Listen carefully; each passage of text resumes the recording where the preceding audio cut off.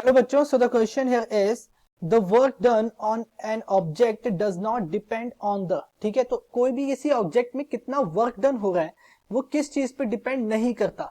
Option A है displacement, option B है angle between the force and displacement, option C है force applied and option D है मेरा time for which the force acts. ठीक है, सो देखो कॉन्सेप्ट हम यहाँ पे लगाएंगे वर्क डन का। किसका? वर्क डन का। अब देखो वर्क डन को अगर मैं मैथमेटिकली लिखूं, ठीक है, वर्क डन को मैंने मैथमेटिकली अगर मैं लिखूं तो वर्क डन क्या होता है कि मैंने कितना काम किया। अगर मैंने फोर्स लगाया किसी ऑब्जेक्ट पे एंड वो ऑब्जेक्ट कितनी दूरी तक मैंने उसको डिस्प्लेस कर दिया, ठीक है, सो वो क्या है? प्रोडक्ट है किसका? फोर्स का और डिस्प्लेसमेंट का। कैसा प्रोडक्ट है? डॉट प्रोडक्ट है। So I can write work done यानी W is equals to dot product of force and displacement which is given as FT cos theta. ठीक है, तो यहां से मुझे पता चलता है कि मेरा वर्क डन तीन चीजों पे डिपेंड करता है। The first one is displacement,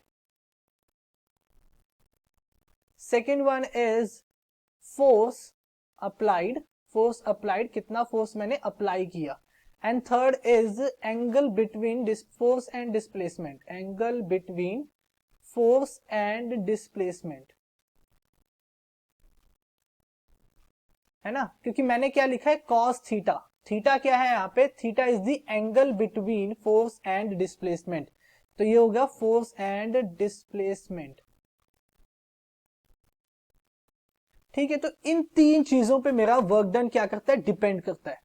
okay, अब देखो फोर्थ जो यहाँ पे बोला है time for which work acts. ठीक है, तो ये इस चीज पे डिपेंड नहीं करता कि मैंने कितनी देर के लिए वर्क मतलब फोर्स लगाया। मेरा वर्क डन उस चीज पे डिपेंड नहीं करता। मेरा वर्क डन सिर्फ तीन फैक्टर्स पे डिपेंड करता है, दैट इज कि मैंने फोर्स लगाया तो बॉडी कितना डिस्प्लेस हुई, ठीक है, मैंने कितना फोर्स लगाया, एंड थर्ड इज कि फोर्स और डिस्प्लेसमेंट के बीच का एंगल क्या है।